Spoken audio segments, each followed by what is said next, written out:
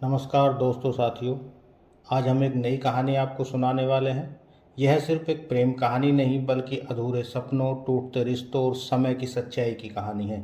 अगर आपने कभी किसी रिश्ते को खोया है तो यह कहानी आपके दिल तक जरूर पहुंचेगी। यह एक ऐसी कहानी है जो बताती है कि हर इंसान अपनी ज़िंदगी में एक नहीं कई छोटे छोटे ताजमहल बनाता है। आज की हमारी कहानी है राजेंद्र यादव की छोटे छोटे ताजमहल। यह कहानी मुख्य रूप से मध्यम वर्गीय दाम्पत्य जीवन की यथार्थ स्थिति, झूठी शान शौकत और संवेदनहीनता का चित्रण करती है। यह कहानी दिखाती है कि कैसे दिखावे और आधुनिकता की अंधी दौड़ में प्यार और रिश्तों की गहराई कहीं खो गई है। कहानी का मुख्य संदेश यह है कि प्रेम कोई भव्य और दिखावटी इमारत नहीं बल्कि यह आपसी समझ, भावनाओं की सच्चाई और संवाद का नाम है। अहंकार और गलतफहमियों के कारण जब पति पत्नी के बीच संवाद टूट जाता है तो रिश्ते घुटन भरे हो जाते हैं। बाहरी दुनिया में लोग अपने रिश्तों को लेकर कितने ही आदर्श और भव्य बातें करें, लेकिन अंदर से वे खोखले हो सकते हैं। शुरू करते हैं आज की कहानी छोटे छोटे ताजमहल। वह बात न मीरा ने उठाई न खुद उसने। मिलने से पहले जरूर लगा था कि कोई बहुत ही जरूरी बात है जिस पर दोनों को बातें कर ही लेनी है। लेकिन जैसे क्षण भर उसी की आशंका में उसे टालते रहे, बात गले तक आ आकर रह गई कि एक बार फिर मीरा से पूछें, क्या इस परिचय को स्थायी रूप नहीं दिया जा सकता। लेकिन कहीं पहले की तरह उसे बुरा लगा तो उसके बाद दोनों में कितना खिंचाव और दुराव आ गया था। पता नहीं क्यों ताजमहल उसे कभी खूबसूरत नहीं लगा। फिर धूप में सफ़ेद संगमरमर का चौंधा लगता था, इसलिए वह उधर पीठ किए बैठा था। लेकिन चौंधा मीरा को भी तो लग सकता है न। हो सकता है उसे ताज सुंदर ही लगता हो। परछाई उधर यमुना की तरफ होगी, इधर तो सपाट धूप में झलमल करता संगमरमर है बस। इस तपते पत्थर पर चलने में तलवों के झुलसने की कल्पना से उसके सारे शरीर में फुरहरी दौड़ गई। 3 साल बाद एक दूसरे को देखा था, देखकर सिर्फ मुस्कुराए थे, आश्वस्त भाव से। हाँ, दोनों हैं और वैसे ही हैं। मीरा कुछ निखर आई है और शायद वह पता नहीं कैसा हो गया है। जाने कितने पूरे के पूरे वाक्य, सवाल जवाब उसने मीरा के मन ही मन सामने बैठकर बोले थे, प्रतिक्रियाओं की कल्पना की थी और अब बस खिसियाने ढंग से मुस्कुराकर ही स्वागत किया था। उस क्षण से ही उसे अपने मिलने की व्यर्थता का एहसास होने लगा था। जाने क्यों क्या ऐसी बातें करेंगे वे जो अक्सर नहीं कर चुके हैं। साल 6 महीने में एक दूसरे के कुशल समाचार जान ही लेते हैं। उठे हुए घुटनों के पास लॉन की घास पर मीरा का हाथ चुपचाप रखा था। बस उंगलियां इस तरह उठा गिरा रही थी जैसे किसी बहुत नाजुक बाजे पर हल्के हल्के गूंजते संगीत की ताल को बांध रही हो। मीरा ने लोहे का छल्ला डाल रखा था, शायद शनि का प्रभाव ठीक रखने के लिए। उसने धीरे से उसकी सबसे छोटी उंगली में अपनी उंगली हुक की तरह अटका ली थी। फिर हाथ उठाकर दोनों हथेलियों में दबा लिया था। फिर धीरे धीरे बातों की धारा फूट पड़ी थी। विजय का ध्यान गया। बड़ी बड़ी मूंछों वाला कोई छोटा सा कीड़ा मीरा की खुली गर्दन और ब्लाउज के किनारे आ गया था। झिझक हुई, खुद झाड़ दें या बता दें। उसने अपना मुंह दूसरी ओर घुमा लिया। प्रवेश द्वार की सीढ़ियां झाड़ियों की ओट आ गई थी। सिर्फ ऊपर का हिस्सा दिख रहा था। हिचकिचाते हुए कैरम का स्ट्राइकर मारने की तरह उसने कीड़ा उंगलियों से परे झटका दिया। नसों में सनसनाहट उतरी चली आई। उंगलियों से वह जगह यूं ही झाड़ दी मानो गंदी हो गई थी। मीरा उसी तन में भाव से अपनी सहेली के विवाह की पार्टी में आए लोगों का वर्णन देती रही। उसने कुछ नहीं कहा, न वहां रखा विजय का हाथ ही हटाया। विजय ने एक बार फिर सशंक निगाह से इधर उधर देखा और आगे बढ़कर उसके दोनों कनपटियों को हथेलियों से दबाकर अपने पास खींच लिया। नहीं, मीरा ने विरोध नहीं किया, मानो वह प्रत्याशा कर रही थी कि यह क्षण आएगा अवश्य। लेकिन पहले उसके माथे पर तीखी रेखाओं की परछाइयां उभरी और फिर मुग्ध मुस्कुराहट की लहरों में बदल गई। एक अजीब बिखरती सी सिमटी धूप छाई मुस्कुराहट। विजय का मन हुआ रेगिस्तान में भटकते प्यासे की तरह दोनों हाथों से सुराही को पकड़कर इस मुस्कुराहट की शराब को पागल आवेश में पीता चला जाए गट गट, और आखिर लड़खड़ा कर गिर पड़े। पतले पतले होठों में एक नामालूम सी फड़कन लरज रही थी। उस रूमानी बेहोशी में भी विजय को ख्याल आया कि पहले एक हाथ से मेरा चश्मा उतार ले, टूट न जाए। तब उसने देखा हरियाले फव्वारों से मोर पंखियों के 2-3 पेड़ों के पीछे पूरे पूरे 2 ताजमहल चश्मे के शीशे में उतर आए हैं। दूध या हाथी दांत के बने से 2 सफेद नन्हे नन्हे खिलौने। पता नहीं क्यों उसे ताजमहल कभी अच्छा नहीं लगा। ध्यान आया, अवांछित बूढ़े प्रहरी की तरह ताजमहल पीछे खड़ा देख रहा है। बातों के बीच वह उसे कई बार भूल गया था, लेकिन दांतों में अटके तिनके सा अचानक ही उसे याद आ जाता था कि वे उसकी छाया में बैठे हैं, जो महान है, जो विराट है, जो इतनी बड़ी इमारत, इसके समग्र सौंदर्य को एक साथ वह कभी कल्पना में ला ही नहीं पाया। एक एक हिस्सा देखने में कभी उसमें कुछ सुंदर लगा नहीं। लोगों के अपने ही मन का काव्य और सौंदर्य रहा होगा जो इसमें आरोपित करके देख लेते हैं। कभी मौका मिलेगा तो वह हवाई जहाज से ताज की सुंदरता के समग्र हो पाने की कोशिश करेगा। कई बार विहंगम चित्र इस तरह से देखे तो हैं, और तब सारे वातावरण के बीच कोई बात लगी तो है, मगर ये चश्मे के कांचों में झलमलाते, धूप में चमकते ताज, खिंचाव वहीं थम गया। उसने बड़े बेमालूम ढंग से गहरी सांस ली और अपने हाथ हटा लिए। आहिस्ता से, नहीं, यहाँ नहीं, कोई देख लेगा, यह उसे क्या हो गया। सहसा मीरा सचेत हो आई। उमड़ती लाज छिपाने के लिए सक पकाकर इधर उधर देखा। कोई भी तो नहीं था। पास वाली लाल लाल ऊंची दीवार पर अभी अभी राज मजदूर से लगने वाले मरम्मतिया लोग आपस में हंसी मजाक करते एक दूसरे के पीछे दौड़ते गए हैं। बंदर की तरह दीवार पर भाग लेने का अभ्यास है। रविश के पार पड़ोस के लॉन में 2-3 माली पाइपों को इधर उधर घुमाते पानी लगा रहे थे। वे भी अब नहीं हैं, खाना खाने गए होंगे। मीरा ने बगल से साड़ी खींचकर कंधे का पल्ला ठीक कर लिया। फिर विजय ने अनमने भाव से घास का एक फूल तोड़ा और आंखों के आगे उंगलियों में घुमाने लगा। मीरा ने चश्मा उतारकर मुंह से हल्की सी भाप दी और साड़ी से कांच पोंछे। बालों की लटों को कानों के पीछे लटकाया और चश्मा लगाकर कलाई की घड़ी देखी। बड़ा बोझिल मौन आ गया था दोनों के बीच। विजय को लगा उन्हें कुछ बोलना चाहिए, वरना यह चुप्पी का बोझ दोनों के बीच किसी बहुत कोमल चीज को पीस देगा। हथेली पर यूं ही उस तिनके से क्रोस और तिकोण बनाता वह शब्दों को ठेल कर बोला, तो फिर अब चलें, देर बहुत हो रही है। मीरा ने सिर हिला दिया। लगा जैसे वह कुछ कहते कहते रुक गई हो या प्रतीक्षा कर रही हो कि विजय कुछ कहना चाहता है, लेकिन कह नहीं पा रहा है। फिर थोड़ी देर चुप्पी रही, कोई नहीं उठा। तब फिर उसने मरे मरे हाथों से जूतों के फीते कसे, अखबार में रखे संतरे और मूंगफली के छिलके फेंके, बैठने के लिए बिछाए गए रुमाल समेटे गए और दोनों टहलते हुए फाटक की तरफ चले आए। 3 का समय होगा। हाथ में घड़ी होते हुए भी उसने अंदाजा लगाया। धूप अभी तेज थी। एक आध बार गले और कनपटियों का पसीना पोंछा। आते समय तो 12 बजे थे। उस वक्त उसे हंसी आ रही थी। मिलने का समय भी उन लोगों ने कितना विचित्र रखा है, जैसे इस समय से बहुत दूर खड़े होकर उसने दोहराया था 12 बजे, जून का महीना और ताजमहल का लॉन। वह पहले आ गया था और प्रतीक्षा करता रहा था। उस समय कैसी बेचैनी, कैसी छटपटाहट, कैसी उतावली थी। यह समय बीतता क्यों नहीं है। बहुत दिनों से घड़ी की सफाई नहीं हो पाई, इसलिए शायद सुस्त है। अभी तक नहीं आई। इन लड़कियों की इसी बात से सख्त झुंझलाहट होती है। कभी समय नहीं रखती। जाने क्या मजा आता है इंतजार कराने में। वह जानबूझकर उधर आने वाले रास्ते की ओर से मुंह फेरे था।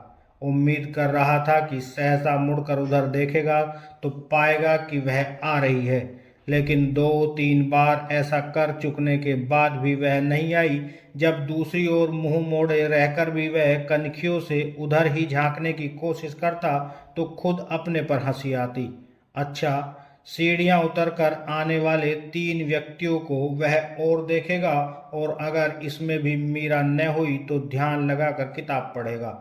जब आना हो आ जाए, 1 2 3 हो सकता है अगली वही हो जाए जहन्नुम में। नहीं आती तो हाँ तो नहीं, अच्छा आओ तब तक यही सोचे कि मीरा इन 3 सालों में कैसी हो गई होगी, कैसे कपड़े पहनकर आएगी, एक दूसरे को देखकर वे क्या करेंगे। हो सकता है आवेश से लिपट जाएं, कुछ बोल न पाएं। उसके साथ ऐसा होता नहीं है, लेकिन कौन जाने उस आवेश में। आखिर वह आई तो वह उसे पास आते देखता रहा था। हर बार वह उधर से निगाहें हटाने की कोशिश करता कि उसे यूं न देखें, पास आने पर ही देखें और हठात मिलने के थ्रिल को महसूस करें। लेकिन वह देखता रहा था और निहायत ही संयत भाव से बोला था, नमस्ते मीरा जी। झेप कर मीरा मुस्कुरा पड़ी थी। धूप में चेहरा लाल पड़ गया था। फिर दोनों इस लॉन में आ बैठे थे, ऐसे अचंचल, ऐसे आवेशहीन, जैसे रोज मिलते हों। मैंने सोचा तुम शायद न आओ, याद न रहे। आपने लिखा था तो याद कैसे नहीं रहता, लेकिन टाइम बड़ा अजीब है। हाँ, शरद पूर्णिमा की चांदनी रात तो नहीं ही है। अपने मजाक पर वह खुद ही व्यर्थता महसूस करता। गंभीर बनकर बोला, इस वक्त यहाँ जरा एकांत होता है। सचमुच अजीब टाइम था। मीरा के साथ एक एक कदम लौटते हुए उसने सोचा, दोपहर की धूप और 2 प्यार करते प्राणी। उसने फिर दोहराया, यह प्यार था जैसे बरसों बाद मिलने वाले 2 मित्र हों, जिनमें बातें करने के विषय चूक गए हों। सफेद संगमरमर पर धूप पड़ रही थी। चौंधा था इसलिए उधर पीट कर ली थी। रह रह कर झुंझलाहट आती, किस सांप ने हमारे खून को जमा दिया। यह हो क्या गया है हमें, कोई गर्मी नहीं, कोई आवेश और कोई उद्वेग नहीं। क्या बदल गया है इसमें। हाँ, मीरा का रंग कुछ खुल गया है, शरीर निखर आया है। लौटते समय भी उसकी समझ में नहीं आया कि यह बोझ, यह खिंचाव क्या है। दोनों यूं ही घास में काटी हुई लाल पत्थरों की जाली पर कदम कदम टहलते हुए सीढ़ियों तक जाएंगे। बजरी पर चर चर चर चर करते हुए तांगे या रिक्शा में जा बैठेंगे, और एक मोड़ लेते ही सब कुछ पीछे छूट जाएगा।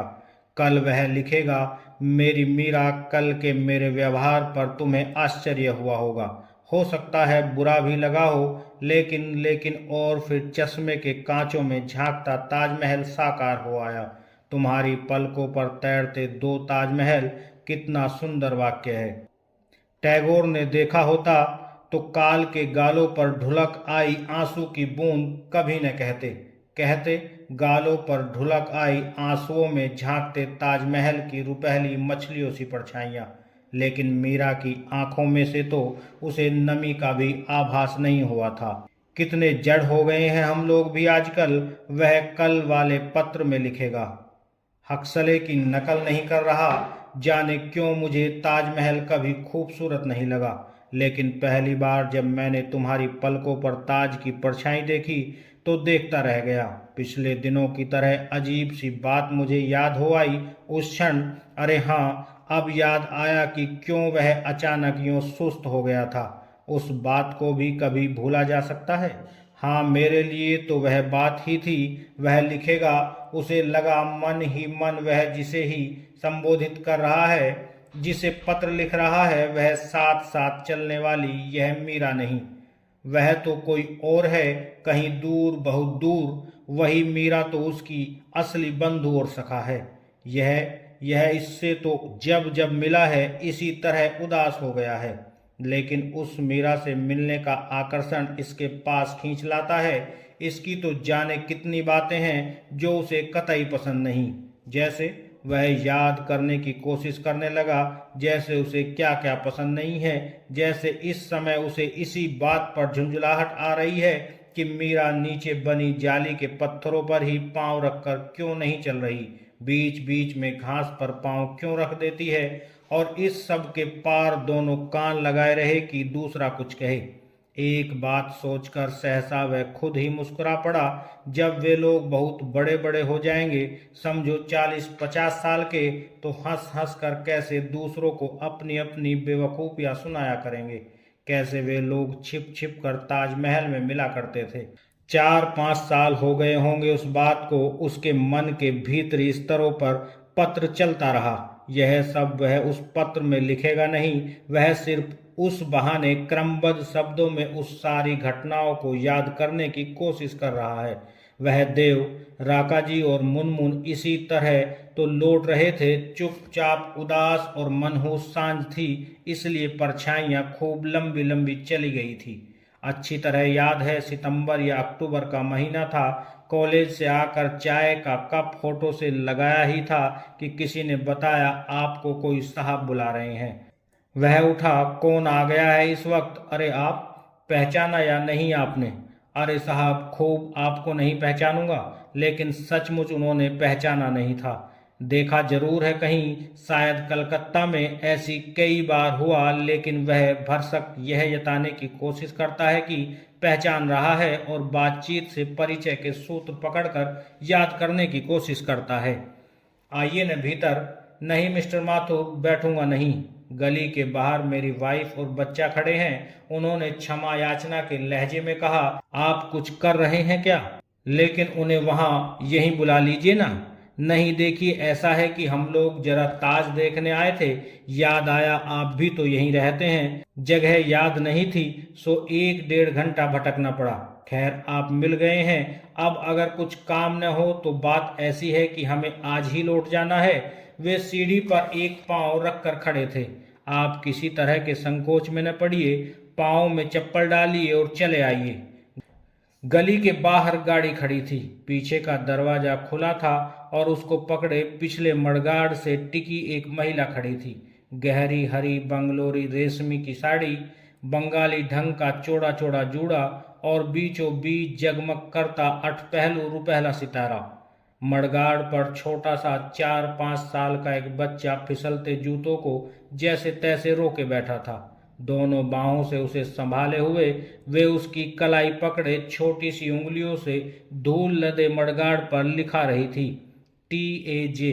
जूतों की आवाज से चौंक कर मुड़ी और स्वागत में मुस्कुराई। बच्चे को संभाल कर उतारा, फिर दोनों हाथ जोड़ दिए। फिर खुद ही बोली, देखिए आपसे वायदा किया था कि। हजरत आ ही नहीं रहे थे, वे बीच में ही बात काट कर बोले। फिर सहसा बोले, अच्छा राका, अब बैठो वरना अंधेरा हो जाएगा तो देखने का मजा भी नहीं रहेगा। राका राका, हाँ कुछ याद तो आ रहा है। ड्राइवर की बगल में बैठकर उसने एक आध बार घूम कर देखा, जैसे यहीं कहीं उनका नाम भी लिखा मिल जाएगा। कैसे हैं? बहुत दिनों बाद मिले हैं, याद है आपको? कलकत्ता में हम लोग मिले थे। उस दिन हम लोगों ने आपको कितनी देर कर दी थी। सुनहला रंग, कानों में गोल कुंडल, बहुत ही बेमालूम सी लिपस्टिक, साड़ी का पल्ला साधने के लिए खिड़की पर टिकी हुई कोहनी। अरे हाँ, अब याद आया, इनसे तो मुलाकात बड़े अजीब ढंग से हुई थी। न्यू मार्केट के एक रेस्तरा में बैठा वह शौकिया अपनी अपनी संगीत कला का प्रदर्शन करने वालों को देख रहा था। फिर जाने क्या मन में आया कि खुद भी उठकर माउथ ऑर्गन पर देर तक सिनेमा के गीतों की धुन निकालता रहा। उस छोटे से मंच से हटकर जिस मेज पर वह बैठा था, उसी पर बैठे थे ये लोग। यह राका जी और मिस्टर क्या? हाँ मिस्टर देव, सचमुच आपने बहुत ही सुंदर बजाया, बड़ी अच्छी प्रैक्टिस है, देव ने उसके बैठते ही कहा। रुमाल से बाजे को अच्छी तरह पोंछकर जेब में रख ही रहा था कि चौंक गया। राका के चेहरे पर प्रशंसा उतर आई थी और यूं ही कप के ऊपर हथेली टेके वह एक टक मेज को देख ही रही थी। आपकी चाय तो पानी हो गई होगी, और मंगाए देते हैं। बैरा सुनो इधर।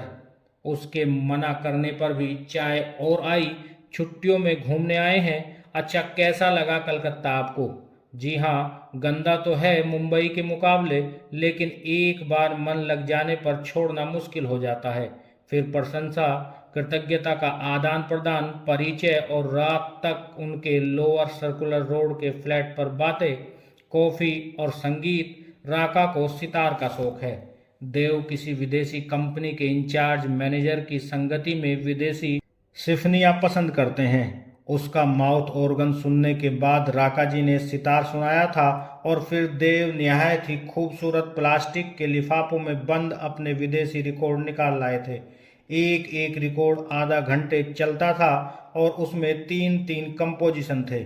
उसकी समझ में कुछ भी नहीं आया था, लेकिन वह बैठा लिफाफों पर लिखे हुए परिचय और संगीतज्ञ की तस्वीर को जरूर गौर से देखता रहा था। कोई च्याकोवस्की या कुछ बैंगर था जिसका नाम वे बार बार लेते थे। एक एक रिकॉर्ड 40-50 रुपए का था। बीच बीच में कभी जरूर आएंगे आगरा, बहुत बचपन में एक बार देखा था, शायद दिमाग में जो नक्शा है उससे मेल ही न खाए। शादी के बाद एक बार देखने का प्रोग्राम बहुत दिनों से बना रहे हैं। ये तो हर छुट्टी में पीछे पड़ जाती है। जी नहीं, इन्होंने नहीं देखा, इधर ही रहे इनके फादर वगैरह सब। अब तो आप वहां हैं ही। उस दिन दोनों देरी के लिए रास्ते भर क्षमा मांगते हुए अपनी गाड़ी पर ही विवेकानंद रोड पर छोड़ने आए थे। रास्ते भर बातचीत के टुकड़े, सितार की गूंज, सिम्फनी की कोई डूबती सी दर्दीली करहा उसे अभिभूत किए रही। कैसे अजीब ढंग से परिचय हुआ, कितना सुखी जोड़ा है, उसे बहुत ही खुशी हुई थी। बच्चा बाद में आया है, नाम है मुनमुन। देव बता रहे थे, नुमाइश में हमारा स्टॉल आया है न, सो हम लोग भी दिल्ली आए थे। सोचा इतने पास से यूं बिना देखे लौटना अच्छा नहीं है, आपको यूं ही घसीट लाए, कोई काम तो नहीं? नहीं, जल्दी से कहा। उसे और तो सब बात याद आ रही थी, लेकिन यह याद नहीं आ रहा था कि इन मिस्टर देव के आगे पीछे क्या लगता है। बड़ी बेचैनी थी, कैसे जाने। बस उस मुलाकात के बाद फिर कभी भेंट नहीं हुई। याददाश्त अच्छी है इन लोगों की, आपने याद खूब रखा। सोचा उस मुलाकात में ऐसी कोई खास बात तो नहीं थी। जब भी हम लोग ताज की बात करते आपकी बात याद आ जाती, और कोई दिन ऐसा नहीं गया जब ताज की बात न आई हो। फिर राका जी की ओर देखकर खुद ही बोले, आज हमारे विवाह को 7वां वर्ष पूरा हुआ है। आपके सामने यह मुनमुन नहीं था। मुनमुन, तुमने अंकल जी को मत नहीं किया। कहो अंकल जी, आज हमारे पापा डैडी की विवाह की 7वीं वर्षगांठ है। राका जी उसके हाथ जुड़वाती बोली, बहुत ही शैतान है, मुझे दिन भर ख्याल रखना पड़ता है कि किसी दिन कुछ कर करा न ले। तब तो आपको बधाई देनी चाहिए। लेकिन इस सब के पार विजय को लगा कहीं घुटन है जो अदृश्य कोहरे की तरह गाड़ी होती हुई छाई है। रहा नहीं गया, पूछा, आप कुछ सुस्त हैं तबीयत? नहीं जी। उन्होंने दोनों हाथ जोड़कर एक क्लिप ठीक किया और स्वस्थ ढंग से मुस्कुराने का प्रयत्न करते हुए कहा, गाड़ी में बैठे बैठे 5 घंटे हो गए, 1 घंटे से तो यहीं आपको ही खोज रहे हैं। सच सचमुच बहुत ज्यादती है यह तो आपकी। कृतज्ञता भाव से वह बोला, कम से कम मुंह हाथ तो धो ही लेती राका जी। सब ठीक है, लौटना भी तो है ना आज ही। फिर सभी ने खूब घूम घूम कर ताज देखा। मुनमुन का एक हाथ देव के हाथ में था और एक राका जी के। कभी कभी तो तीनों आपस में ही ऐसे व्यस्त होकर खो जाते कि विजय को लगता वह बेकार ही अपनी उपस्थिति से इनके बीच विघ्न बन रहा है। ऊपर इमारत के सफेद काले चबूतरों पर देव बड़ी देर तक पैसा लुढ़काकर उसके पीछे भागता और बच्चे को खिलाते रहे, और विजय के साथ साथ राका जी जालियों की बनावट, दरवाजे पर लिखी कुरान की आयतें और बूटों की नक्काशी देखती रही।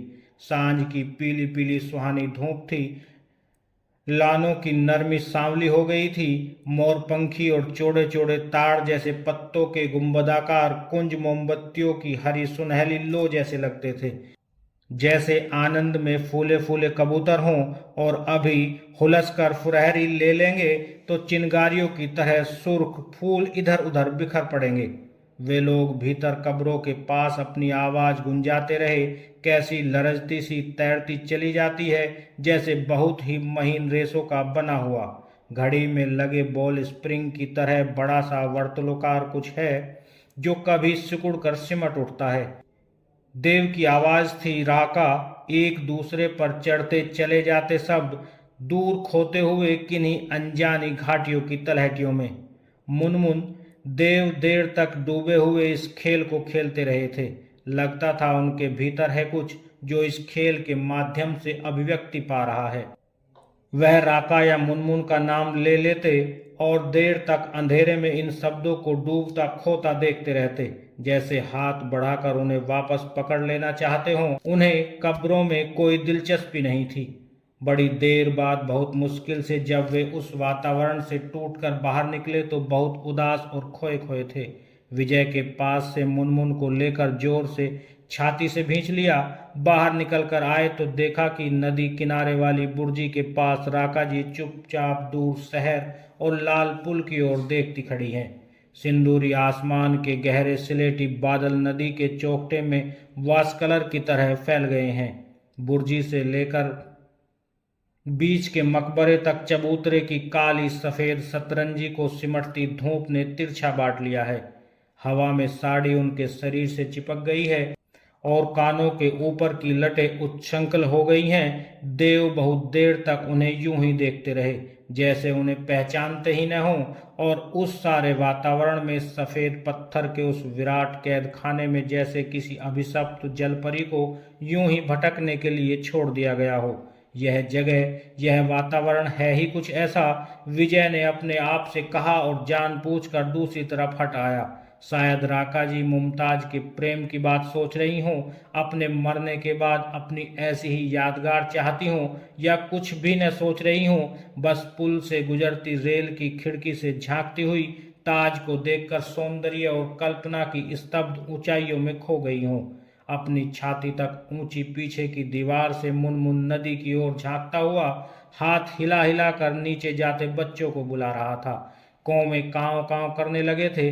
मुनमुन के पास वह संगमरमर की दीवार पर झुककर हथेलियां टेके सामने की धारा और पेड़ों की घनी पातों को देखता रहा। जाने कब देव भी बराबर ही आकर खड़े हुए। काफी दूर हटकर उसी तरह बुर्जी के पास झुकी राका जी हवा में फहराती साड़ी को एक हाथ से पकड़कर रोके हुए। भीतर की आवाज और गूंज को सुनकर बड़ी अजीब सी अनुभूति होती है न, जैसे जाने किन वीरानी जंगलों और पहाड़ों में आपका कोई बहुत ही निकट का आत्मीय खो गया है और आपकी निष्फल पुकारें टूट टूट कर उसे गुहारती चली जाती हैं और खो जाती हैं। न वह आत्मीय लौटता है और न आवाजें, जैसे युगों से किसी की भटकती आत्मा उसे पुकारती रही हो, और वह है कि गूंजों और झाइयों में ही घुल घुल कर बिखर जाता है, डूब जाता है और विलंबता है और साकार नहीं हो पाता।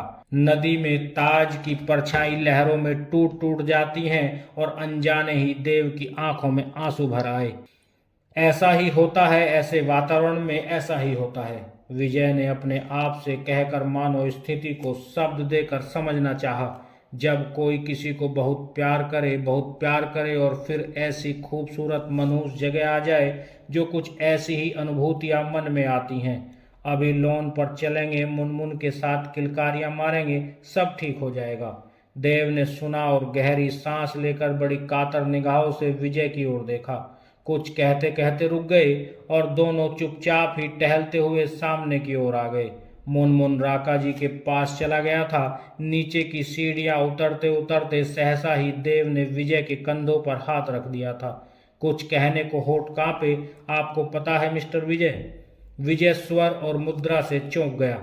नहीं, कुछ नहीं। ऊपर हरी साड़ी की झलक दिखी और फिर दोनों सीढ़ियां उतर आए।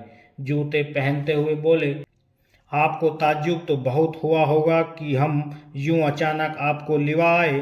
नहीं तो इसमें ऐसी क्या बात है? विजय ने शिष्टता से कहा।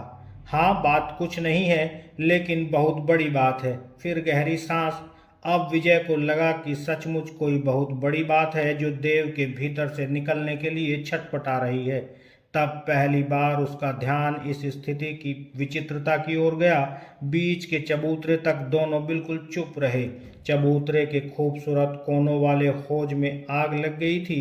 गहरे सांवले आसमान में लाल लाल गुलाबी बादलों के बगुले उतर आए थे। उल्टे ताज की परछाई दम तोड़ते सांपों सी इनके कदमों पर फन पटक पटक कर लहर रही थी।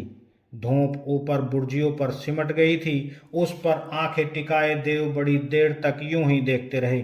सामने मुनमुन को लिए राका जी चली आ रही थी, लेकिन जैसे कोई किसी को नहीं देख रहा हो। हाँ, विजय कभी उसे और कभी इसे या मशक लेकर आते भिस्ती को देखता रहा।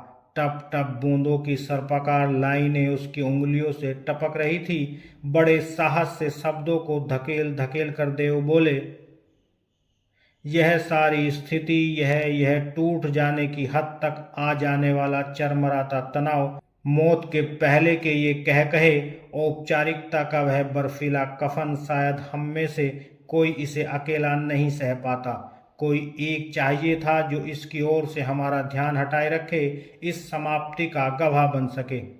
मैं समझ नहीं सका मिस्टर देव, घबरा कर विजय ने पूछा।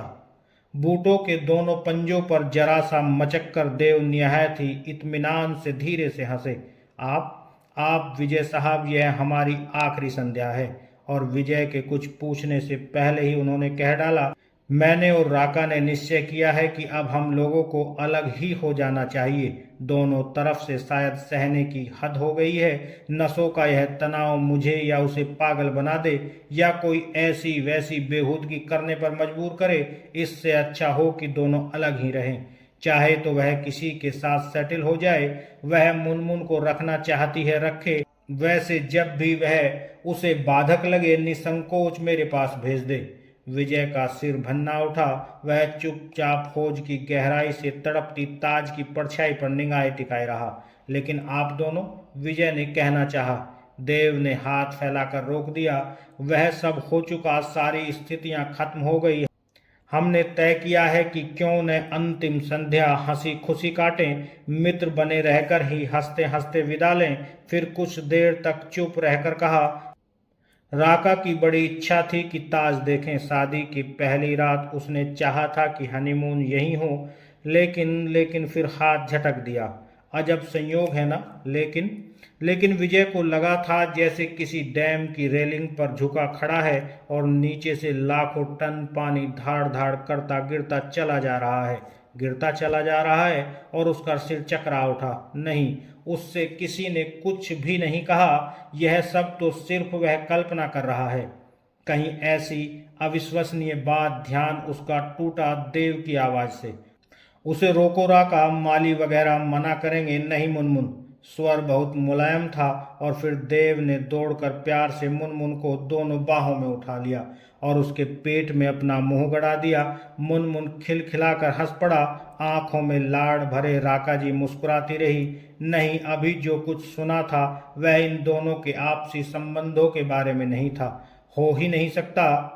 बहुत बार विजय ने राका जी का चेहरा देखना चाहा, लेकिन लगा वे इधर उधर के सारे वातावरण को ही पीने में व्यस्त हैं। चिड़िया चहचहाने लगी थी इन्हीं जालियों पर। इसी तरह तो वे लोग चल रहे थे कि पास आकर धीरे से देव ने कहा, राका से कुछ मत पूछेगा।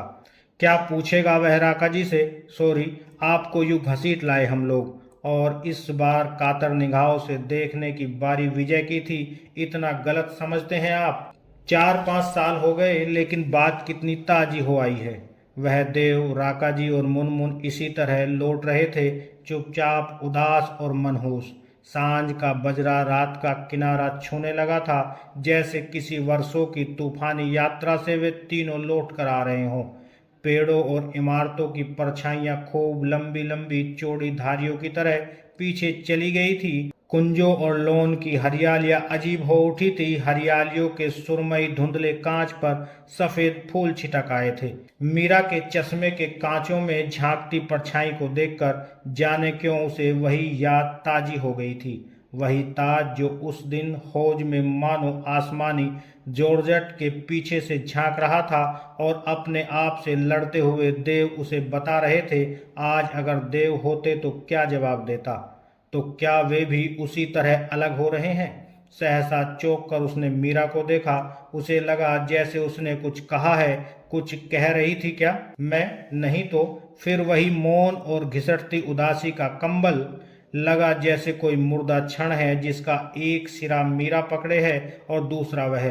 और उसे चुपचाप दोनों रात के सन्नाटे में कहीं दफनाने के लिए जा रहे हों, डरते हों कि किसी की निगाहें न पड़ जाएं, कोई जान न ले कि वे हत्यारे हैं, कहीं किसी झाड़ी के पीछे इस लाश को फेंक देंगे और खुशबूदार रुमालों से कसकर खून पोंछते हुए चले जाएंगे, भीड़ में खो जाएंगे।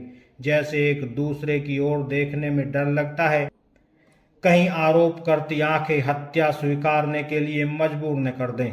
बाहर वे दोनों तांगा लेंगे, झटके से मोड़ लेता हुआ तांगा ढाल पर दौड़ पड़ेगा और ताजमहल पीछे छूट जाएगा। और फिर अच्छा कहकर सूखे होठों के भरे स्वर पर मुस्कुराहट का कफन लपेटकर दोनों एक दूसरे से विदा लेंगे। और यहीं पर ये कहानी समाप्त हो जाती है। दोस्तों साथियों, अगर ये कहानी आपको पसंद आई हो तो इसे लाइक करें, हमारे चैनल को सब्सक्राइब करें। फिर आगे मिलते हैं किसी नई कहानी के साथ, किसी नए विचार के साथ। तब तक के लिए दीजिएगा इजाज़त। जय हिंद, जय भारत।